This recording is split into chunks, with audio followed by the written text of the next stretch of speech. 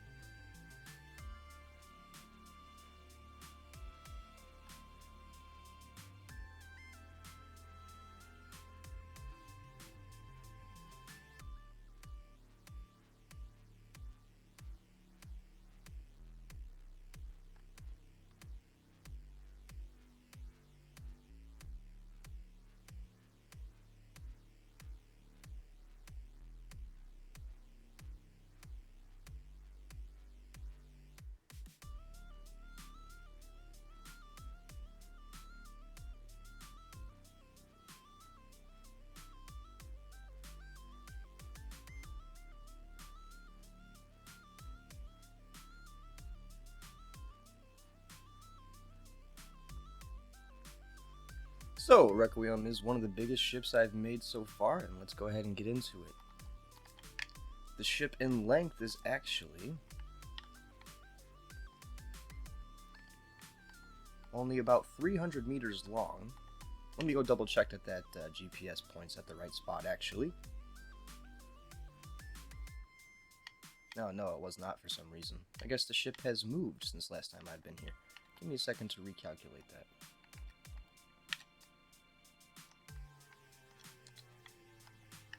So right about here's where the flat ends. I think it was about 330. That's why I knew that number was wrong.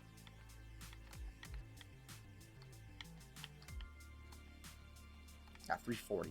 Yeah, 338, 340, depends on where you stand. I guess if I get right up on top of it, it's 336. But anyway, one of the largest ships I've made so far. What is its purpose, though? Why even make a ship this big? Also, what would push somebody to do something like this? Well, obviously everybody likes to make big ships, but this one actually had a very, very dedicated purpose. I was in need of something specific, very specific, and we're going to get right into that first, and then move our way through the rest of the ship that just happened to be made for the sake of that special thing. So the Requiem is a invasion ship. What do I mean by that?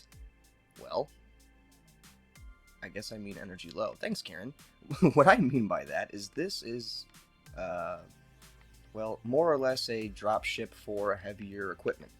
So we're going to go right into what I am talking about. Underneath here, these two giant, I don't know what you'd call them, two giant packs in the back actually house what I like to call drop base areas. Now they're kind of dark in here, obviously, because when the base is in here, it's a little bit more lit up. But you have basically giant cavities with I almost call them mag plates with merge blocks, so that you can attach any sort of heavier equipment and drop it down to a planet. For example, that was actually spaced out perfectly to fit this tiny base right here.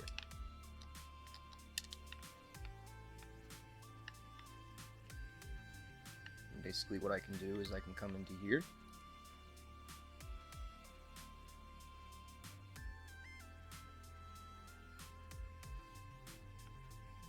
and then I have a whole mobile base, basically, that's really super small, compact. It can be dropped anywhere. We have a connector that goes into this cargo pod, and that cargo pod feeds into another cargo pod. I think this one actually gets fed with ice, and then the rest of them get fed with ores. It's a very organized system in here, very compact. Then, you know, the ingots go here, the assemblers make from the ingots, and then you can pick all the components from this cargo container here when everything's done, as well as a few viewpoints and railways to access, you know, certain things. That's not how that's supposed to be, but, you know. And then this is the actual command seat for the base in here, where you have your medical room and your seat. And what you can do in here is you can just hop in. Let's see if I can go third person, and you can literally just drop out of this, because this actually does have ion thrusters on the top of the base, so it can actually jettison itself out of the home, I guess you would call it. And it has a few ways to get out of it as well, not just one. I think there's about 3 ways to get out of it. So yeah, that's my little mini base that we got going on here. You can see I've got, you know, solar panels for when it drops, it can have power. We've got parachutes to keep it, you know, from crashing into the ground. You know, the whole 9 yards. It's a literal drop base. And comes with a few interior turrets for protection. And once you hit the ground, you can start mining and start producing the second you get there. And that's what I wanted about the ship. I wanted a ship that could put me on a planet capable of making bases.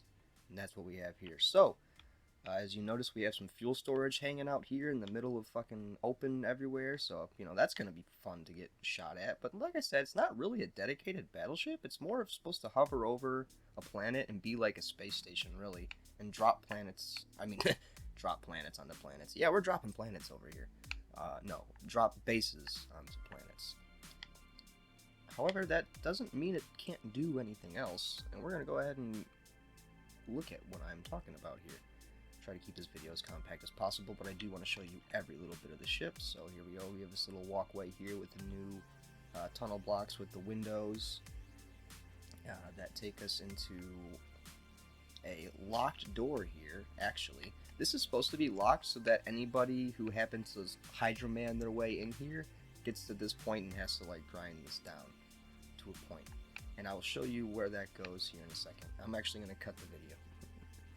So, continuing the tour here, this is that door that we were at on the other side, and here's the button panel to open it. So inside of the ship, personnel have the control for this door. And, not nobody in here does. Just for security reasons. You can click that button again. And the door closes and locks up. Does a nice little rotatey locky thing there. It's kind of neat. Now we've got some of our cargo storage here as well, accessible manually here, just in case anything else that you can access it through the rest of the ship got destroyed. You can go all the way down here. Let's go ahead and start with this main foyer that I'm at, which is right here. This is like one of the main entrances to the ship. You have these little landing decks, which also cover the front thrusters and are covered with gun point defenses and railguns. So if anything thought they were going to land their way here and get into the ship, that's probably not going to happen. Very secure. If you were to come into here, you get to like what I call the main foyer of the ship, which houses the grab gen on top there, which houses more medical rooms, cryo containers, and just little offices, I guess, for, you know, officers of the ship. This ship can comfortably suit 6 personnel, probably even more. We'll get into why I say that later. We have our oxygen generators, oxygen tanks there, and then continuing through the middle deck here, which I know this ship's going to be very confusing on where we are because it has, I think, 7 decks, including the ones in the bridge. But we have actual living spaces here. So I know these doors are kind of weird, they're modded, but I like them. These living spaces can be customized to the individual's needs. They have a conveyor over here that comes out of the floor that's connected to the rest of the ship. If they wanted to pipe anything up, they can. Comes with a cryopod and an air vent to keep the room pressurized. And yes, I know my energy's low, Karen. Thank you. I guess I should go please, Karen.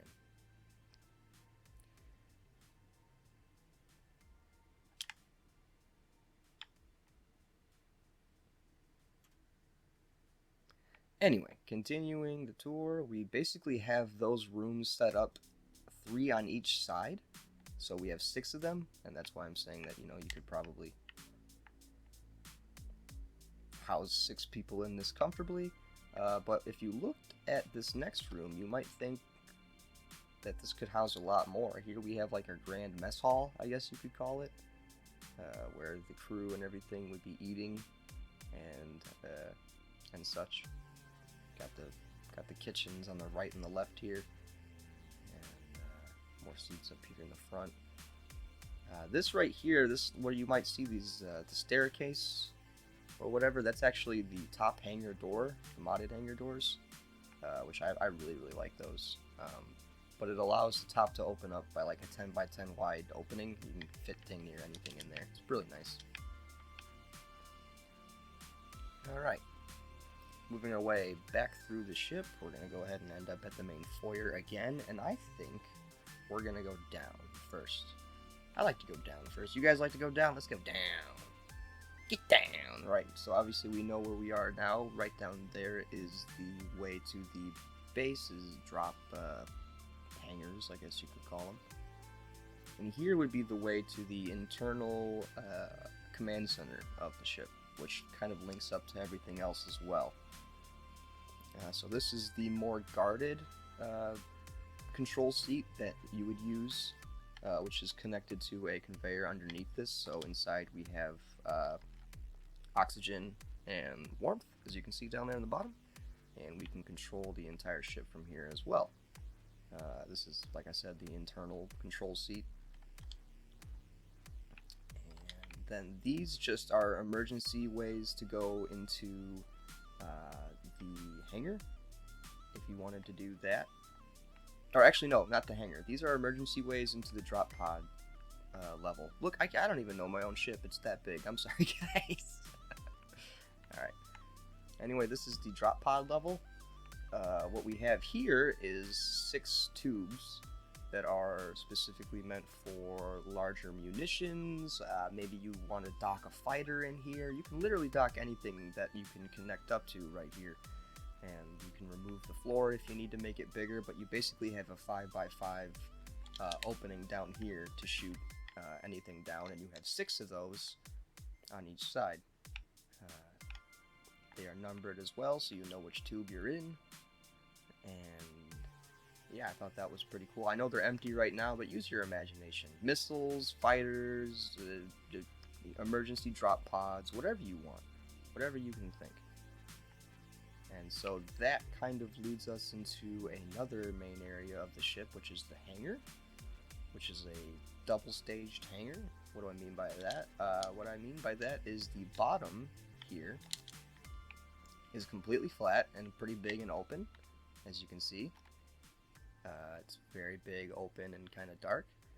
But the purpose for this is for ground vehicles. If you just throw a few mag plates in here, purposeful for the vehicles that you have accommodated, then this whole area becomes a base, basically. You can drop this onto a planet, lock it down, open these doors up, open the front ramp, and you can wheel anything that's, 10 by 10 wide out the front door. And this becomes like a rover garage as well. And then on top of the rover garage, we have the fighter garage, hangar, I guess you would call it, with a few landing decks for storage. If you had smaller fighters, you could just throw on the shelves, or maybe even landing ships. It depends on the size of your stuff. Mine are pretty small, so these suit me very, very well. Out of context, that sounds kind of weird. Anyway, continuing through, we have more hangar opening here for smaller fighters to be getting in. I think this is a 4x12. 1, 2, 3, 4, 5, 6, 1, 2, 3. Yep, 4x12.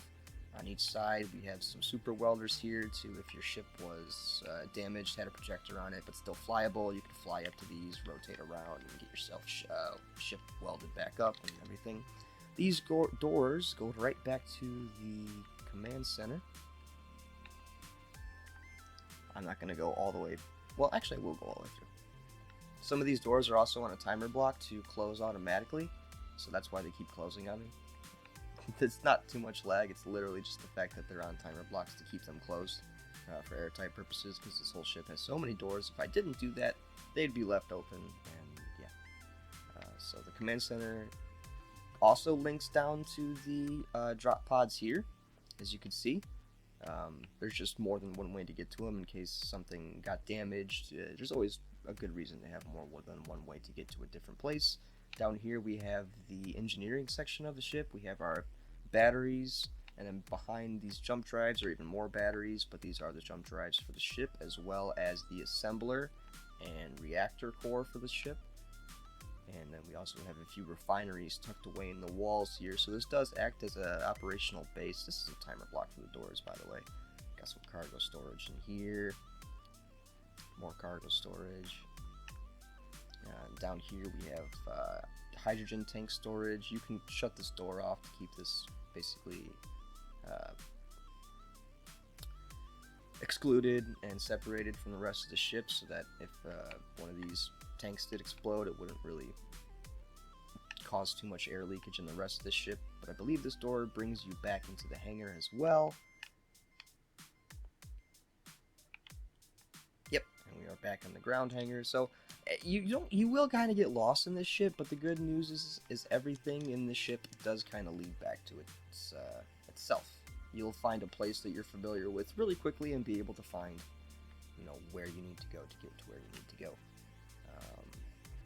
And then the only other part of the ship that we really haven't seen is the front, which is where I sneakily housed a bunch of the large thrusters for the side thrust in the front here. And then we have a ramp control board here.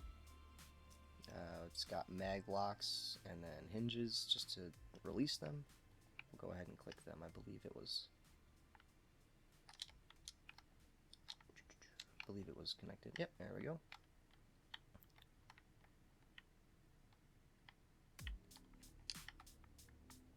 So yeah, like I said, this is an invasion ship. It is definitely meant to drop down into a planet and land there if it had to, or hover over it like a space station and provide support.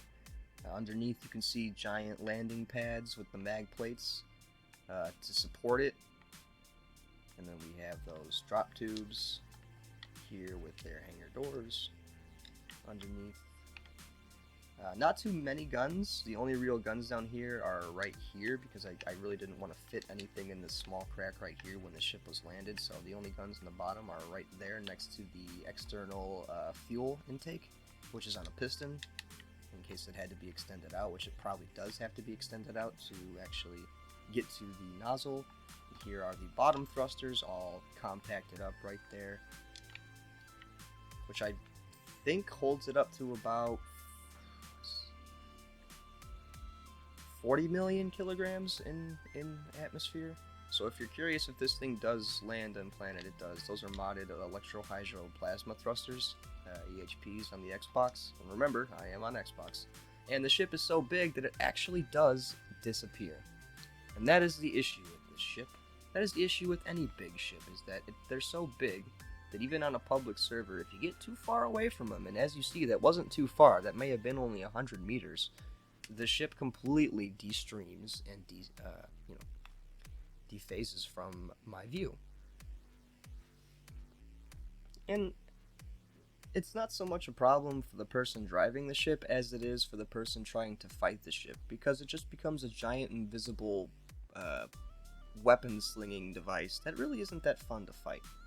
And I'll admit, I wasn't intending on that to be the prerogative of the ship, but it did end up happening, and I was very sad to see that a ship this big would end up deloading. But let's go find out why it deloads. What's making this ship unspawn, I guess you could say. And no, it's not the amount of turrets on it, even though I guess it is borderline weapon spam. But when you're talking about a space station that's probably going to stay stationary, the more turrets the better. As you can probably imagine, this thing doesn't move very well. Well, it does, but at the same time, not really, realistically. So let's go ahead and continue the tour through the ship through the upper deck, or the command deck. I don't know what you want to call it. The command tower. Call it what you want, man. So as you see, we kind of have like a little bit of a defense area set up here. I believe there's an interior turret on top there. Yep. And then this staircase goes all the way to the top and to the bottom to where the foyer is. I'm just going to show you that I'm not lying here. Look, see, here we are. You can kind of see through this glass. We're in the foyer. And if you go in through that way, you go up the other staircase, which mirrors this one. As you can see, there's another staircase that goes down, which brings you to another little lobby area. I'm not so good at painting my ships. A lot of the times they're in release form. I don't really paint them perfectly. I usually just come up with the function of them, and then yeah. And then I guess this would be the captain's office, so to speak. Maybe if he had to have a private meeting with some of the other officers, or discuss something important with maybe another faction another faction's leader or whatever, this would be a nice little meeting room to do that, I suppose. And then continuing going up, we have a little bit of a locker storage area here in back. Continuing going up, we have a small observatory, which also houses some crew quarters as well. They've got a little living room here in the back, and then continuing up, we have the main flight deck, or main control seat, I suppose. We have 2 medical rooms back here, and then we have multiple co-pilot seats for the guns or whatever have you, and then the main control seat on top, which gives you a decent view, I guess. I mean, this is mostly double armored window glass. So, I mean, this can literally take rocket fire for about 5 to 6 missiles before it breaks off, so I'm not too worried about that. And like I said, if it does get damaged too bad, you could always go down into the midst of the ship in the middle and go to the more covered control station. But yeah, that's basically the Requiem. I'm just going to go ahead and fly it around to give you guys characteristics of how it moves, how fast it is. As you can imagine, it's not too fast. I mean, those thrusters in the back do justice. I mean, we are moving decently fast. We're already going 100 meters a second, so it's not like it's the slowest thing around, but it moves like a 24 million kilogram vessel, that's for sure. Turning it with the gyroscopes is a little bit, it takes a while. But she's not meant for combat. Well, it wasn't meant for. It does have a lot of heavy armor on it, though, and as you can tell by how much space is in between the armor on the outside and the actual vessel of the ship there, it can take a lot of damage. The front of the ship as well comes with these 20 1500 millimeter fixed artillery lances. Yeah, those giant holes there in the front. When you fire them off, they're just fucking devastating.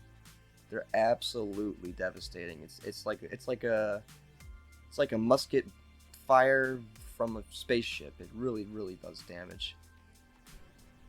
Look how giant those freaking calibers are. You got 20 of those coming at your ship at once. It hurts. And if I wasn't in the Vegas system right now, I would actually spawn in another ship to shoot at if it was my private. But this is actually a public server win, because this ship, as if you can see on the PCU, is 212,000 PCU, made of 31,000 blocks, and yeah, it only has 83 thrusters though. So I was really proud on that. That's why I was kind of confused on why this was desyncing, because I did my best to try to not make it so overloading for even a server, but as you can see, the server sometimes has a problem loading it in when you get a little bit too far away from it. It's got railguns, it's got every other conventional weapon you can think of, missiles, bullets, autocannons, all that stuff. It's got the artillery stuff. And, yeah. That's basically the Requiem. Appreciate you guys checking out the video. If you liked it, please feel free to give that like button a big old smash. It would help out a lot. And if you like this kind of content, please subscribe. I'm always looking for more people to share my builds and share my designs with. Hopefully I left you with something inspirational today. And good luck in building your next ship. This has just been Jones from NKE, bringing you the Requiem. And I hope to see you in the next video.